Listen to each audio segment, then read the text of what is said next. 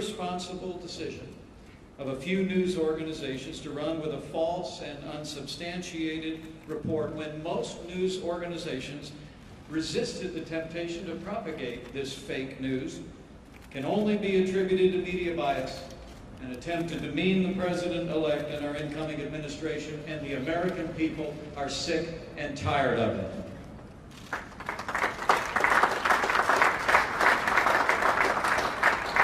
But today, we'll get back to real news, to real facts, and the real progress our incoming president has already made in reviving the American economy and assembling a team that will make America great again. And we'll hear from the president-elect about issues that are of paramount importance to the American people today.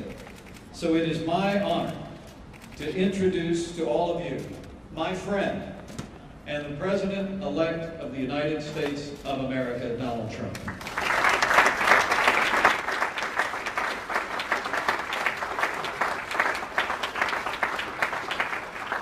Thank you very much. It's very familiar territory, news conferences, because we used to give them on a almost daily basis. I think we probably maybe won the nomination because of news conferences, and it's good to be with you.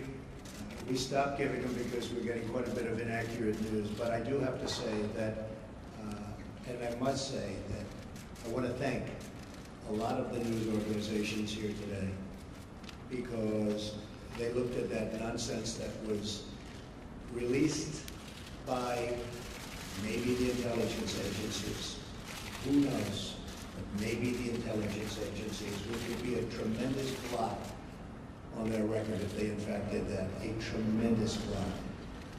Because a thing like that should have never been written, it should never have been had, and it should certainly never have been released.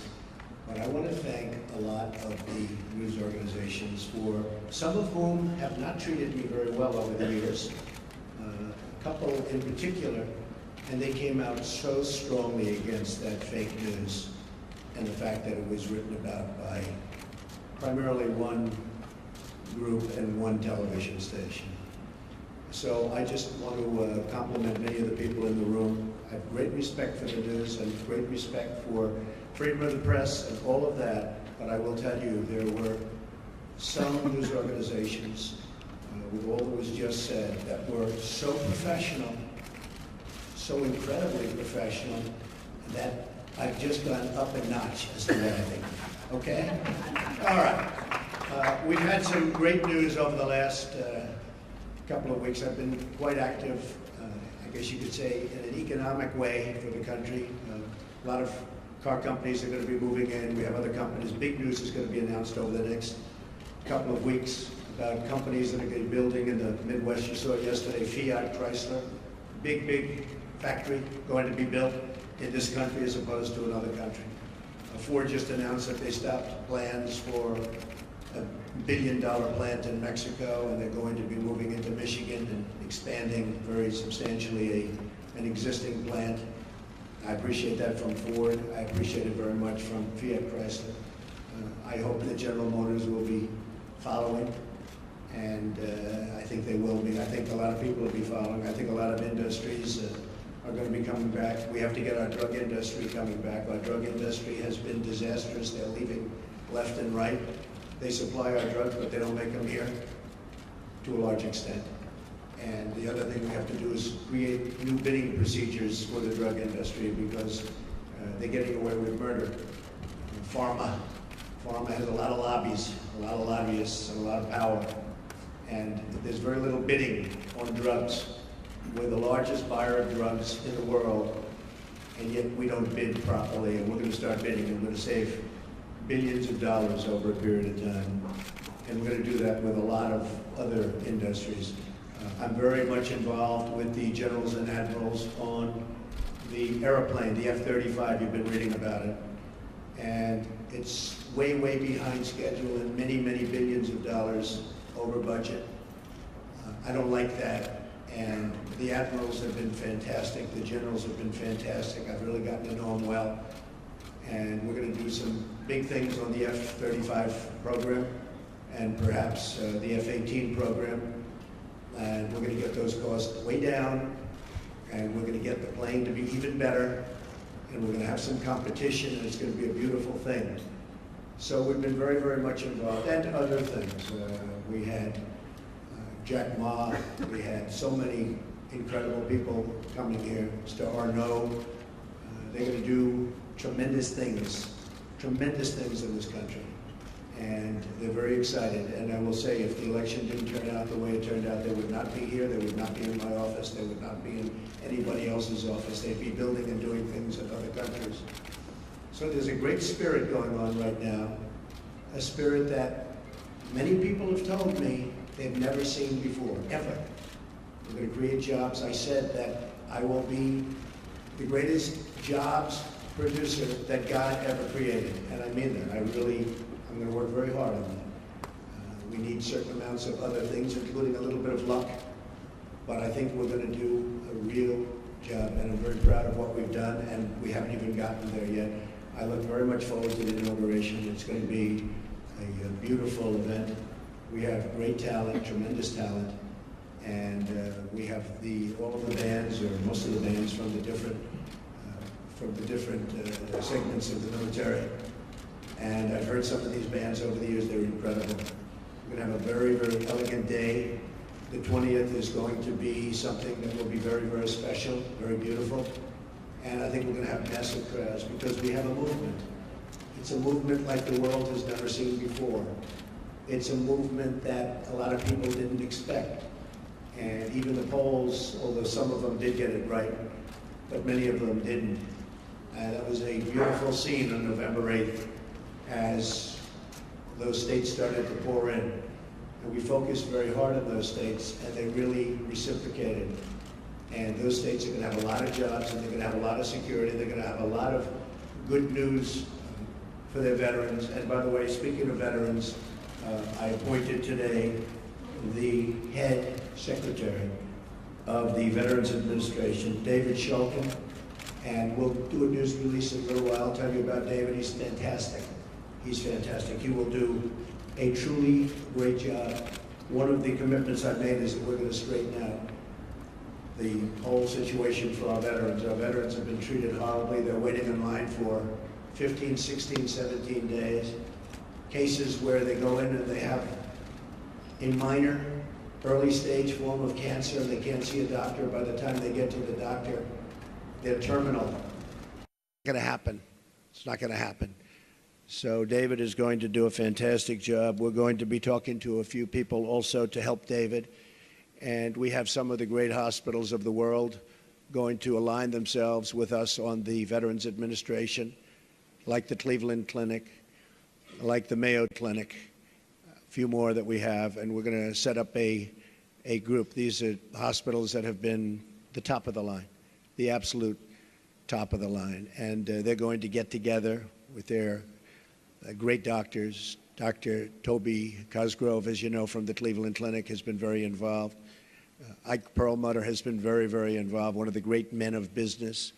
And we're going to straighten out the VA for our veterans. I've been promising that for a long time, and something I feel very, very strongly. So you'll get the information on David, and I think you'll be very impressed with the job he does. We looked long and hard. We interviewed at least 100 people, some good, some not so good, but we had a lot of talent, and we think this selection will be something that will, with time, straighten it out, and straighten it out for good, because our veterans have been treated very unfairly. Okay, questions? Yes, John? Thank you.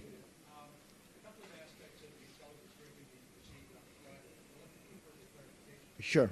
First of all, did the heads of the intelligence agencies provide you with a two-page summary of these unsubstantiated allegations? And secondly, to that, in the broader picture, do you accept their opinion that Vladimir Putin ordered the hack of the DNC and the attention hack of the RNC? And if you do, how will that color your potential relationship with a leader who has been accused of committing an act of espionage? Okay, first of all, these meetings, as you know, are confidential, classified. So I'm not allowed to talk about what went on in a meeting. But we had many witnesses in that meeting, many of them with us.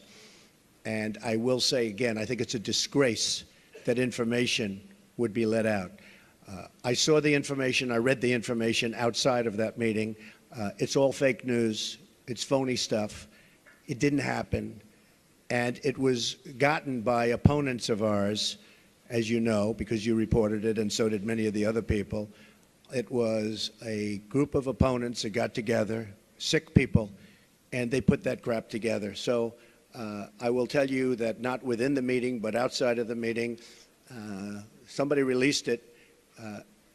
It should never have been, number one, shouldn't have even entered paper, but it should never have been released. But I read what was released, and I think it's a disgrace. I think it's an absolute disgrace.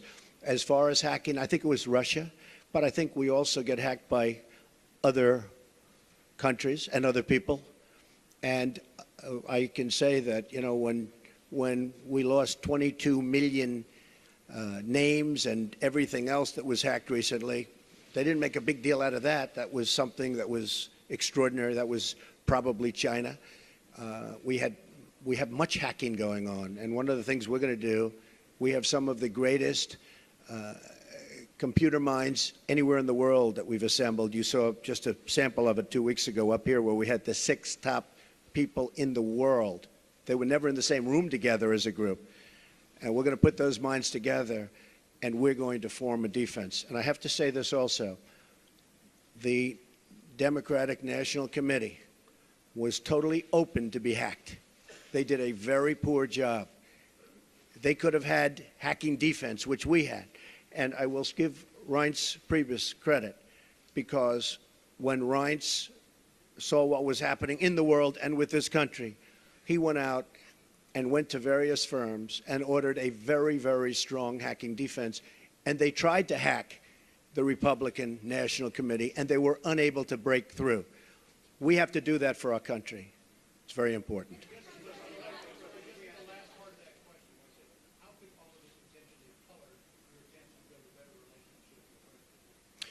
Well, you know, President Putin and Russia put out a statement today that this fake news was indeed fake news. They said it totally never happened. Now, somebody would say, oh, of course he's going to say that.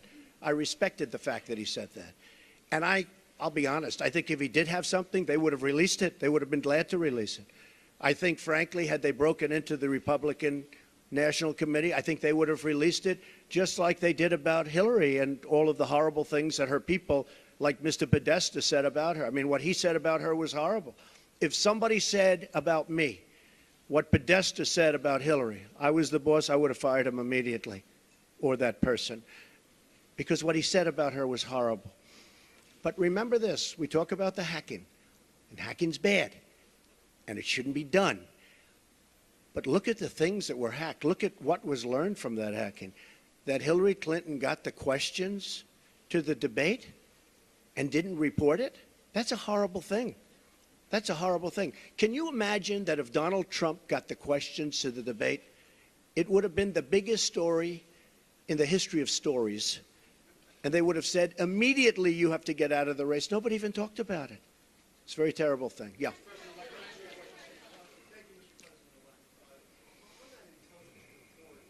The second part of their conclusion was that Vladimir Putin ordered it because he aspired to help you in the election. Do you accept that part of the finding? And will you undo what President Obama did to punish the Russians for this? Well, if Putin likes Donald Trump, I consider that an asset, not a liability, because we have a horrible relationship with Russia. Russia can help us fight ISIS, which, by the way, is number one tricky. I mean, if you look, this administration created ISIS by leaving at the wrong time. The void was created, ISIS was formed. If Putin likes Donald Trump, guess what, folks? That's called an asset, not a liability. Now, I don't know that I'm going to get along with Vladimir Putin. I hope I do, but there's a good chance I won't. And if I don't, do you honestly believe that Hillary would be tougher on Putin than me? Does anybody in this room really believe that? Give me a break. Okay. But President Obama's steps, will you keep Can you on make clear whether during your visits to either Moscow or St. Petersburg you engaged in conduct that you now regret, and that a reasonable would a reasonable observer say that you are potentially vulnerable to blackmail by Russia or by its intelligence agencies? Let me just tell you what I did. When I leave our country, I'm a very high-profile person, would you say? I am extremely careful. I'm surrounded by bodyguards. I'm surrounded by people. And I always tell them, anywhere, but I always tell them, if I'm leaving this country, be very careful, because in your hotel rooms, and no matter where you go, you're going to probably have cameras. I'm not referring just to Russia, but I would certainly put them in that category. And number one, I hope you're going to be good anyway. But in those rooms, you have cameras in the strangest places. Cameras that are so small with modern technology, you can't see them and you won't know. You better be careful, or you'll be watching yourself on nightly television. I tell this to people all the time. I was in Russia years ago with the Miss Universe contest, which did very well. Moscow, the Moscow area, did very, very well.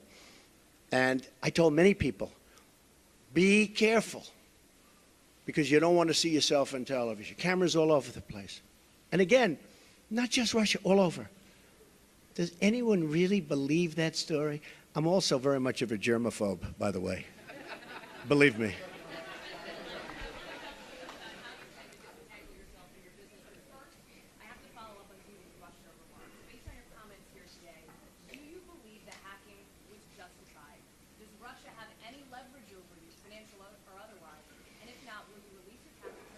So I tweeted out that I have no dealings with Russia. I have no deals in Russia. I have no deals that could happen in Russia because we've stayed away. And I have no loans with Russia. As a real estate developer, I have very, very little debt. I have assets that are, and now people have found out how big the company is. I have very little debt. I have very low debt. But I have no loans with Russia at all. And I thought that was important to put out. I certified that. So I have no deals, I have no loans, and I have no dealings. We could make deals in Russia very easily if we wanted to. I just don't want to because I think that would be a conflict. So I have no loans, no dealings, and no current pending deals. Now, I have to say one other thing. Over the weekend, I was offered $2 billion to do a deal in Dubai with a very, very, very amazing man, a great, great developer from the Middle East, Hussein Damak, a friend of mine, great guy, and was offered $2 billion to do a deal in Dubai, number of deals. And I turned it down. I didn't have to turn it down, because as you know, I have a no conflict situation because I'm president, which is, I didn't know about that until about 3 months ago, but it's a nice thing to have. But I don't want to take advantage of something. I have something that others don't have. Vice President Pence also has it. I don't think he'll need it. I have a feeling he's not going to need it. But I have a no conflict of interest provision as president. It was many, many years old. This is for presidents, because they don't want presidents getting, I understand, they don't want presidents getting tangled up in minutiae. They want a president to run the country. So I could actually run my business. I could actually run my business and run government at the same time. I don't like the way that looks, but I would be able to do that if I wanted to. I'd be the only one that would be able to do that. You can't do that in any other capacity. But as a president, I could run the Trump Organization, great, great company, and I could run the company, the country. I do a very good job, but I don't want to do that. Now, all of these papers that you see here, yes, go ahead. Sure. Conflict. Do you believe the hacking was justified, and will you release your tax returns to prove what you're saying about no deals in Russia? Well, I'm not releasing the tax returns because, as you know, they're under audit. But every president since the 70s has Oh, gee, I've never heard that. Oh, gee, I've never heard that. I've never heard that before. You know, the only one that cares about my tax returns are the reporters, okay? They're the only ones. But no, I don't think so. I won. Do you believe I mean, I became president. No, I don't think they care at all. I don't think they care at all. I think you care. I think you care. First of all, you learn very little from a tax return. What you should do is go down to federal elections and take a look at the numbers. And actually, people have learned a lot about my company, and now they realize my company is much bigger, much more powerful than they ever thought. We're in many, many countries, and I'm very proud of it. And what I'm going to be doing is my two sons, who are right here, Don and Eric, are going to be running the company. They are going to be running it in a very professional manner. They're not going to discuss it with me. Again, I don't have to do this. They're not going to discuss it with me. And with that, I'm going to bring up Sherry Dillon, and she's going to go, these papers are just some of the many documents that I've signed, turning over complete and total control to my sons. Sir, can we ask you one more question on Russia, though, sir? Good morning. It's my honor and privilege to be here today at President-elect Trump's request. He's asked me, as you just heard, to speak about the conflicts of interest and the steps he's taking. As you know, the business empire built by President-elect Trump over the years is massive, not dissimilar to the fortunes of Nelson Rockefeller when he became vice president. But at that time, no one was so concerned. President-elect Trump wants the American public to rest assured that all of his efforts are directed to pursuing the people's business and not his own.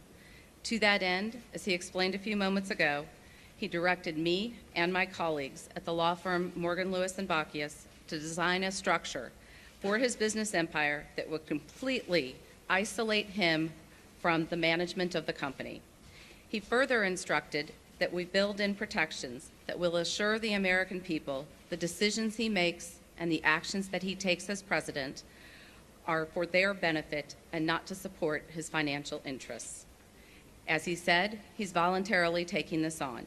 The conflicts of interest laws simply do not apply to the president or the vice president, and they are not required to separate themselves from their financial assets. The primary conflicts of interest statute, since some have questioned this, is Section 18 U.S.C. 208, and it's simply inapplicable by its terms. And this is not just our interpretation. It's Congress itself who made this clear in 1989 when it amended Section 18 U.S.C. 202 to state that, except as otherwise provided, the terms office and employee in Section 208 shall not include the president. Even so, President-elect Trump wants there to be no doubt in the minds of the American public that he is completely isolating himself from his business interests.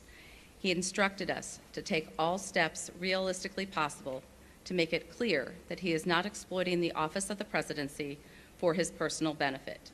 He also sought the guidance of individuals who are familiar with and have worked extensively in the fields of government ethics and constitutional law. Critical to the Morgan Lewis team is Fred Fielding, standing here to our side and with us today.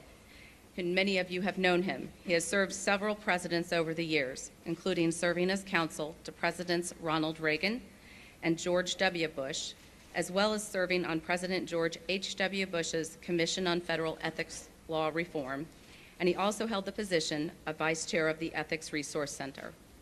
Mr. Fielding has been extensively involved with and approved this plan. He's here today to support the plan, and he will continue to provide guidance as the plan is implemented and as Eric, Don, along with others, take over management of the Trump Organization. I'm going to detail some of the extraordinary steps now that the President-elect is taking. First, President-elect Trump's investments in business assets, commonly known as the Trump Organization, comprising hundreds of entities, which again, if you all go and take a look at his financial disclosure statement, the pages and pages and pages of entities have all been or will be conveyed to a trust prior to January 20th. Here is just some of the paperwork that's taking care of those actions. Second, through the trust agreement, he has relinquished leadership and management of the Trump Organization to his sons, Don and Eric, and a longtime Trump executive, Alan Weisselberg. Together, Don, Eric, and Alan will have the authority to manage the Trump Organization and will make decisions for the duration of the presidency without any involvement whatsoever by President-elect Trump. Further, at the President-elect's direction, the trust agreement provides to ensure the Trump Organization continues to operate in accordance with the highest and legal ethics standards, an ethics advisor will be appointed to the management team. The written approval of the ethics advisor will be required for new deals, actions, and transactions that could potentially raise ethics or conflicts of interest concerns. President-elect Trump, as well as Don, Eric, and Alan, are committed to ensuring that the activities of the Trump Organization are beyond reproach and cannot be perceived to be exploitive of the office of the presidency. President-elect Trump will resign from all officer and other positions he holds with the Trump Organization entities. Further, in addition, his daughter Ivanka will have no further involvement with or management authority whatsoever with the Trump Organization. As she and Jared move their family to D.C., Ivanka will be focused on settling her children into their new homes and their new schools. The President-elect has also already disposed of all of his investments in publicly traded or easily liquidated investments.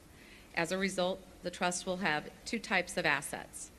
First, it will hold liquid assets, cash, cash equivalents, and treasuries, and perhaps some positions in a government-approved diversified portfolio, one that is consistent with the regulations from the Office of Government Ethics. Second, the trust is going to hold his pre-existing, illiquid, but very valuable business assets, the ones that everyone here is familiar with: Trump-owned, operated, and branded golf clubs, commercial rental property, resorts, hotels, rights to royalties from pre-existing licenses of Trump marks, productions, and goods. So things like Trump Tower, Mar-a-Lago, all of his other business assets, 40 Wall Street, will all be in the trust. Through instructions in the trust agreement, President-elect Trump first ordered that all pending deals be terminated. This impacted more than 30 deals, many of which were set to close by the end of 2016. As you can well imagine, that caused an immediate financial loss of millions of dollars, not just for President-elect Trump, but also for Don, Ivanka, and Eric. The trust agreement, as directed by President Trump, imposes severe restrictions on new deals. No new foreign deals will be made whatsoever during the duration of President Trump's presidency. New domestic deals will be allowed, but they will go through a vigorous vetting process. The President-elect will have no role in deciding whether the Trump Organization engages in any new deal, and he will only know of a deal if he reads it in the paper or sees it on TV. Because any new deal could, and I emphasize could, be perceived as causing a conflict or as exploiting the office of the presidency, new deals must be vetted with the ethics advisor, whose role will be to analyze any potential transactions for conflicts and ethics issues. The ethics advisor will be a recognized expert in the field of government experts. Again, his role will be to scrutinize the new deals and the actions, and any new deal must receive written approval. To further reinforce the wall that we are building between President-elect Trump and the Trump Organization, President-elect Trump has ordered, through his trust agreement, to sharply limit his information rights. Reports will only be available and reflect profit and loss on the company as a whole. There will be no separate business-by-business accounting. Another step that President-elect Trump has taken is he created a new position at the Trump Organization, the position of Chief Compliance Counsel, whose responsibility will be to ensure that the Trump businesses, again, are operating at the highest levels of integrity and not taking any actions that could be perceived as exploiting the office of the presidency. He has also directed that no communications of the Trump Organization, including social media accounts, will reference or be tied to President-elect Trump's role as President of the United States or the office of the presidency. In sum, all of these actions, complete relinquishment of management, no foreign deals, ethics advisor approval of deals, sharply limited information rights, will sever President-elect Trump's presidency from the Trump Organization. Some have asked questions. Why not divest? Why not just sell everything?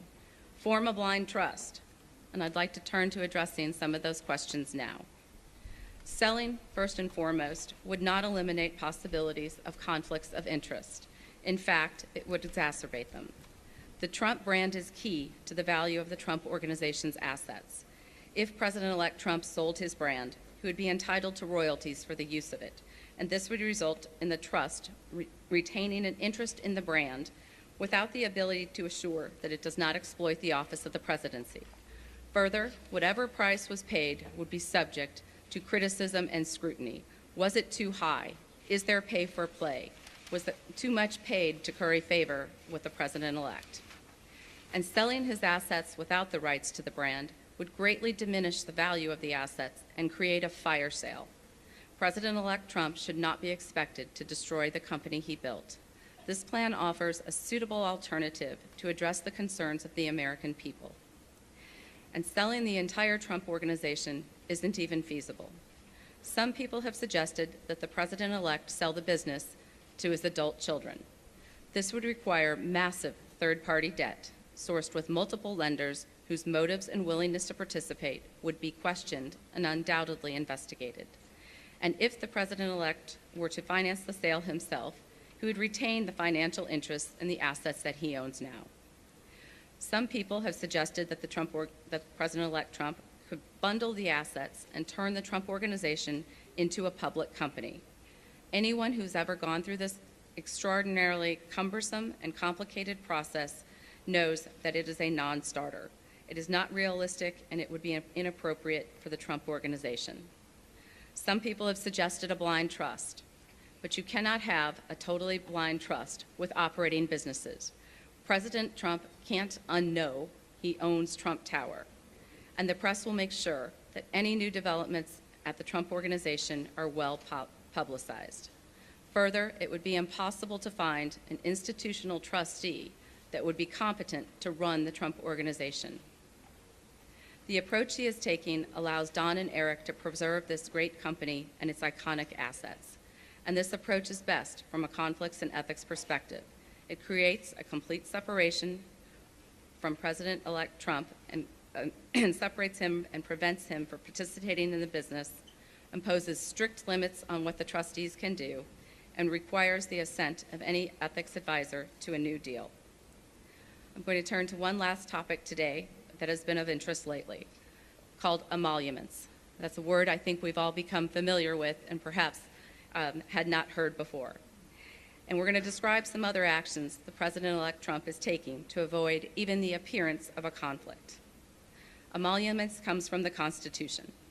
The Constitution says officials may not accept gifts, titles of nobility, or emoluments from foreign governments with respect to their office, and that no benefit should be derived by holding an office. The so-called emoluments clause has never been interpreted, however, to apply to fair value exchanges that have absolutely nothing to do with an office holder. No one would have thought when the Constitution was written that paying your hotel bill was an emolument. Instead, it would have been thought of as a value for value exchange, not a gift, not a title, and not an emolument. But since President-elect Trump has been elected, some people want to define emoluments to cover routine business transactions, like paying for hotel rooms. They suggest that the Constitution prohibits the businesses from even arm's-length transactions that the President-elect has absolutely nothing to do with and isn't even aware of. These people are wrong. This is not what the Constitution says. Paying for a hotel room is not a gift or a present, and it has nothing to do with an office. It's not an emolument. The Constitution does not require President-elect Trump to do anything here. But just like with conflicts of interest, he wants to do more than what the Constitution requires. So President-elect Trump has decided, and we are announcing today, that he is going to voluntarily donate all profits from foreign government payments made to his hotels to the United States Treasury. This way, it is the American people who will profit. In sum, I and President-elect's other advisors at Morgan Lewis have determined the approach we've outlined today will avoid potential conflicts of interest or concerns regarding exploitation of the office of the presidency without imposing unnecessary and unreasonable losses on the president-elect and his family. We believe this structure and these steps will serve to accomplish the president-elect's desire to be isolated from his business interests and give the American people confidence that his sole business and interest is in making America great again, bringing back jobs to this country, securing our borders, and rebuilding our infrastructure. The American people were well aware of President-elect Trump's business empire and financial interests when they voted. Many people voted for him precisely because of his business success.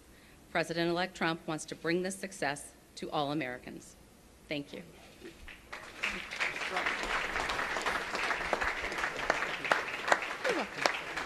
My pleasure. Mr. Trump, Good.